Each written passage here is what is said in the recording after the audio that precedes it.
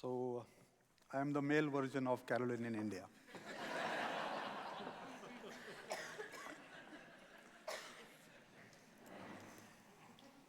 And I'm feeling hot about it. Not because there are many women in the hall, but I'm wearing 3 layers of clothes.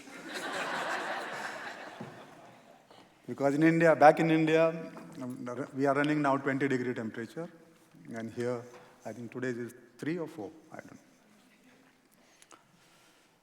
So thank you, Caroline, calling me here and giving me this opportunity to speak to all the wonderful farmers here across Scotland and UK. I must thank my wonderful host for my accommodation, Debbie, and wonderful guide, Angus Smith. She took me around to 5-6 farms here. I think Fiona Madam of one of the farm, other farms here. And I found that other Scotland agritourism farms are doing much better than we back in India.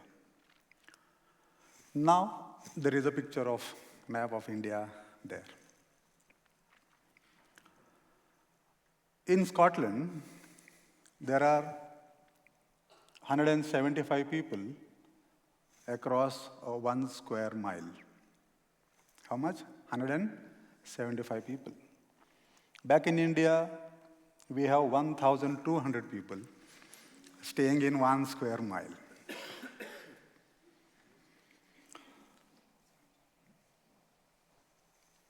Average land holding of the farmer here in Scotland is approximately 100 hectares. And back in India is 1.3 hectares. So you are 100 times in land holding than us, and we are 1,000 times more than holding the people on the land. Our region, that is, I come from the state of Maharashtra where Mumbai is placed and where a lot of Bollywood Hindi movies is being produced. We produce almost more than 3,000 films a year. Who is the best actor who you know from India? Anybody here? Any Indian movie actor you know? Oh, Shah Rukh Khan. Yeah? Okay, Shah Rukh Khan, no problem. Now, let us explore what is the potential here in India. And while it was not a cakewalk or it was not a smooth journey for last 20 years. My wife is sitting here, my other colleague Avinash is sitting here. You will not believe that my wife has sold all the ornaments for the movement called to grow agri-tourism movement in India. Once we have sold our house to grow the movement of agri-tourism in India. And still we are happy because along with us, we have our own farm, we have almost 20 rooms, and 40 people can sleep at our farm. We have a mixed plantations, mixed cropping pattern. People come there, stay with us. I'm going to show you the pictures along. Way back in 2005, we established the organization called Agri Tourism Development Corporation. And impact today is on 1,900 villages. Immersive experiences, people come to the farm, they stay like a farmer, work like a farmer, enjoy the farm, sit in the bullock cart, drive the tractors, plow the field, milk the cows, and catch the hens, and eat the hens also, that way. Importance of agri-tourism is you all know because everybody now knows this is my house entrance and this is how we welcome the people at our farm. And these two ladies They are the ladies who makes the food for us. They are not hotel management graduates. They are the local people there, local women there. They prepare the food because the taste for their hand is so good. Because if I go to teach them according to hotel management, I think it will disturb the taste of their hand. Historical contents of the agritourism. Way back in 2000, we had only origin of the agritourism there, and the major milestone was to establish our organization.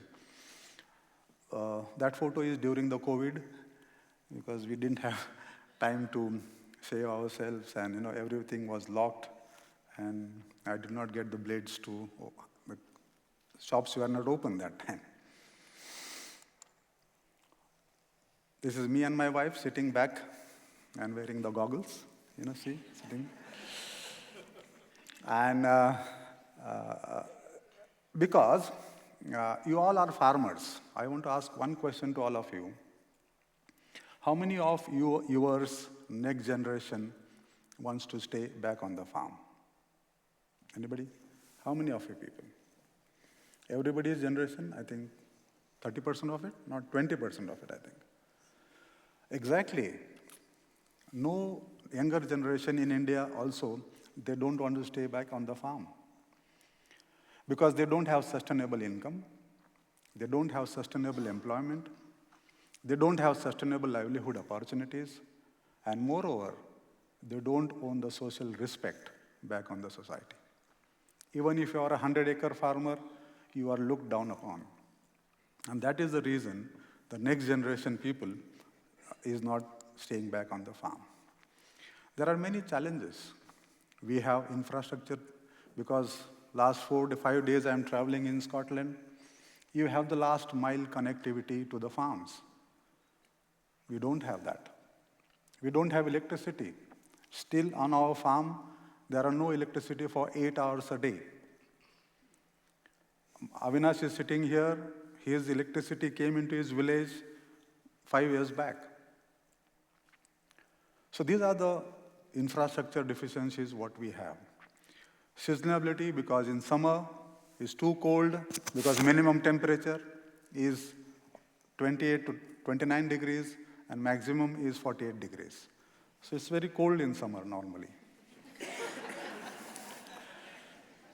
So awareness and education, because our tourist is not educated that much, because still in India, tourism is beaches. Still in India, tourism is going to the hotel, eating, drinking, dancing. They are still in that mode. Tourism is all about that. So we are slowly, steadily, we are doing awareness in the urban India that tourism is not about infrastructure. Tourism is all about experiences. In India, you will not believe 43% of the urban Indians, they don't have relatives and families left back in the villages. So imagine if their kids, daughters, son want to see the farm. They want to see the crops. They want to see the soil types. There is nobody to show them. And here we come into picture as a farmer, that we can be their hosts and we can show them the farms. In India, back olden days, there was a concept called family doctor. Because if anything happens to you, you go to the family doctor, he will treat you and give you the medicines, whatever you want. Because he was knowing all your history. I want to bring the same concept of family doctor into family farmer. Because if you have a family farmer, you can go him, you can send your kids there, the kids can stay there for 1 month, come back, stay, go. So I want to build that trust again in the farming communities. This is our project. At Palsivadi, we have a small, around 15 hectares project. And this is how the tourists, when they come there, they wear the dresses, they wear the saris, and people take the photographs there. Our agritourism is based on experiences. People live like a farmer, eat like a farmer, walk like a farmer. This is our farm, and we have 20 rooms on the farm. These are all tin sheds. If you see here, the bathrooms are open to the skies. These are all bathrooms. Where is you have the light here? You can see this. There are bathrooms are open to the sky. When people enter, when they check in, when they first use the bathrooms, there is different sounds coming from the bathrooms. because they have not seen this kind of bathrooms in the urban cities. Because urban citizens are used to all close, bathroom close, house close, main door close, everything close, mind close. So when they come there, we help them to open their hearts, because in our farm, there is no noise pollution, there is no light pollution. You can actually listen to your heartbeats. This is what my local people are there. When the guest comes there, they go around to the village store and they buy the local products. This is the actually fire. You can put the fire here and you can actually bring the firewood chula, we say, and you can put if you see back here, so you can keep and we can cook the vegetables and everything when they're putting fire inside. These are the morning sessions on the farm. People come there, people take the yogas, and people learn to breathe, on the farm. This is, everybody knows, role of technology is coming there, and now we have a booking site. All the 3,000 farmers at our place, they have put their farm on the website. All the urban citizens can book their farms online. This is more important. Now, government initiatives supporting agritourism farms. It took me 14 years running behind the government.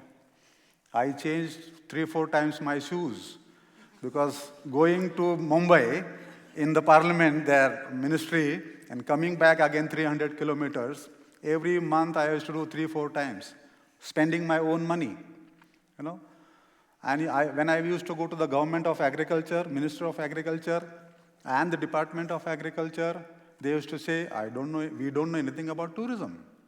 You don't have anybody to look after tourism there, you better go to the tourism department. So when I used to go to tourism department, they used to say that we don't know anything about agriculture. So what to do? So like this, 14 years went, and in the between, as I told you, we have spent so much of money, so much everything. She happened to sell her ornaments to, bring this stage. And then ultimately, actually, I sat on my agricultural secretary's desk. And I told her, because she was selling Pandurang, agricultural department mandate is to produce the food and not to do the tourism. So I told, give me in writing then. I sat on her table, I said, right, my mandate is to produce the food and not the tourism. And she wrote on the paper, and then I went to tourism department. I said, now, enough of going here and there, you do what you want. Then they said, okay, but we don't know anything about Agri Tourism now. I said, you don't have to worry about it. We will write, because we had the experience of 14 years then, of ups and downs. And he says, okay, no problem, we will draft a policy for you. And then we drafted the policy for them. And then finally, in 2020, imagine 2005 to 2020, on 20th of September 2020, during COVID time, and just before 20 days, my father passed away on 1st of September 2020. And then what I was thinking about, because 14 years of journey and 14 years of struggle to get the agri-tourism policy in place, I thought, when my father went to heaven, from there, he given the instructions to the ministry. And then he must have said, okay, now do the policy. And then after 20 days, the policy came into picture. And my God, then in the policy, there are points that farmer doesn't have to pay or convert his land for non-agriculture, and he doesn't have to pay extra tax for accommodations. Farmer doesn't have to take permission of the government up to 8 accommodations to build on his farm. Farmer doesn't have to pay commercial electricity charges up to 8 rooms for running an agritourism farm. Farmer doesn't have to take permissions of the town planning department to build his own agritourism farm. And with the domestic, not commercial electricity charges. And farmers' agritourism farm will be promoted by the government of Maharashtra tourism department. And moreover, farmer will get 15% of the capital investment incentives to build an agritourism farms. So these were the major 6-7 points in the policy. And from there onwards, from 2020 to 2024, I think more than 1,000 farms have come up and started an agritourism farms on their farm. What does this mean? This means that today I have examples that people working in the software companies in urban cities, they have left that job and came back to the farming and started an agritourism farm, earning more than their software job at the urban cities. What does this mean? This means that my women in the villages have got sustainable employment on the farming, because women doesn't have to thought of the hospitality. You can see here, majority of the women you run agritourism farms, and you don't have to be taught any hospitality to give to the farmer, to the guests. Similar thing happened there. And we have the policies now. Now, same policy of our region is been now replicated to other states in India, and slowly, now Government of India has drafted an agritourism policy, rural tourism policy within the agritourism policy, and I think it will be published anytime now within 1 or 2 months. Exploring the rural culture. All of you know that, culinary experiences and cultural activities. You will not believe that in India, we have 1,652 languages spoken. I repeat, 1,652. Every 12th mile, culture changes. Every 12th mile, the food habit changes.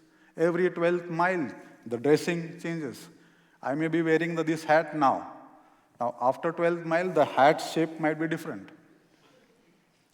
So every 12th mile it happens in India.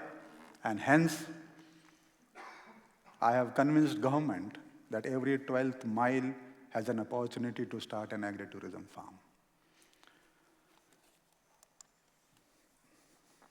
Environmental sustainability.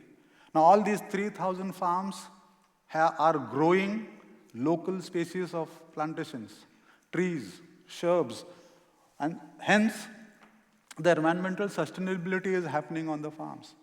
Government is giving money to the farmers and other contractors to plant the trees. Farmers themselves are planting the trees on the farm.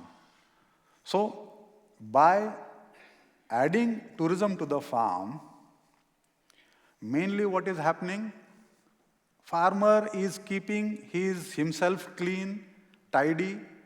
He is keeping his family neat and clean, tidy. He is keeping his house clean and tidy. He is keeping his farm neat and clean and tidy. He is planting more trees, and that is the reason now green cover is increasing. They are actually, by adding to the tourism, he is conserving the local culture and traditions. By adding to the tourism, he is actually generating the employment, sustainable employment to the locals.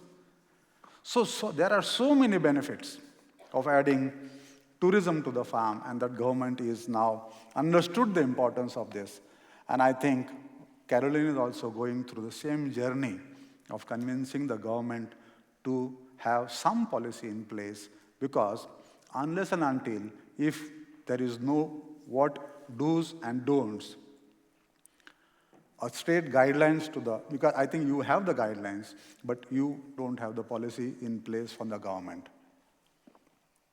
Tomorrow, again, morning session, I will repeat the same thing of having the policy in place, because unless and until there is a policy, farmers will not get, the direct guidelines to this. And with some financial incentives, because now in Maharashtra, we are giving them 15% of the capital in investment incentives. Not only that, there are many other fiscal incentives. We have 5% subsidy in GST for agritourism. So 18% is the total GST, and the 9% is the state GST contribution. That state GST will be given rebate of 10 years in the accounts department. So what are the future prospects of agritourism? Like how you have Scottish Agritourism Conference every year, we started Maharashtra and India Conference in 2008. Now today, this is 2024. So last almost 18 years, we are doing same conference in Maharashtra for Maharashtra Agritourism and India Agritourism Conference. You will be surprised to know that 16th May has been declared as World Agritourism Day. And with our efforts in 2008-9, we submitted that proposal to even WTO, and even WTO has declared 16th May as World Agritourism Day. And this year in May 16th, we celebrated that 18th year in Italy, Bolzano. So again, 16th May 2025, we are going to celebrate an international conference, probably in our place in India. And we will definitely would like to call all of you to come to our place and visit us in India and give us the opportunity to host you there in India and show you our small farmers and how wonderfully they are doing agritourism activities at our farm. How many would like to come, by the way? Okay, now again I have to convince government and going back. Okay, these are the marketing strategies we apply for the government. And by the way, this photo was taken on the day policy was declared in the government of Maharashtra there. And this is how they have taken my picture. This is the government site. These are all community development and involvement in the agritourism. You all know this. I will not take much of the time from here. But if you see this woman here, the tourist and the local women, there is an interaction between them. How many times tourists interact with the local people? You go with the glass up in the car, you go to the destination, you enjoy food, you enjoy wine, you enjoy whiskey, we then enjoy your family and come back. How many times you interact with the locals? How many times you go and speak to the farmers there? No. We give them opportunity to interact with the people. We know that because there is a difference of income, parity in the income in the urban cities and rural India. Let them know it. These are the women who welcome you at our farms there. And these are the key takeaways, because agritourism is supporting at the local farmers there in India in a big way, because we sell craft, handicraft, like many farms. Yesterday we went on the farm cafes there. There is a shop, and we also have that kind of shops. And future is to have a centralized marketing activities of all grains, vegetables, craft, handicrafts at our farms. So get in touch with us. If you are coming to India, you know now whom to contact. Okay, so I have most of them I have given my visiting cards, because I don't want to take much of your time, because now the evening time is coming and there is going to be rain of wine and whiskey. And And everybody's going to take shower of that. So I don't want to take much of your time between that, because your antenna and everything is now working on that side. So this is the Facebook, Instagram, and these are the activities, and this is the website we have. So there is a saying in Maharashtra, and we have a great saint called Sant Dhaneshwar.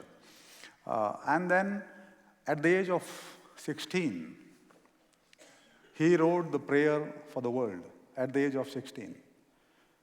And in our language, it says, Zoje vansil tote labho prane jata. What does this mean? This means I pray to the God, whatever each one of you are thinking in this world, may God bless you with that. Thank you so much. Great.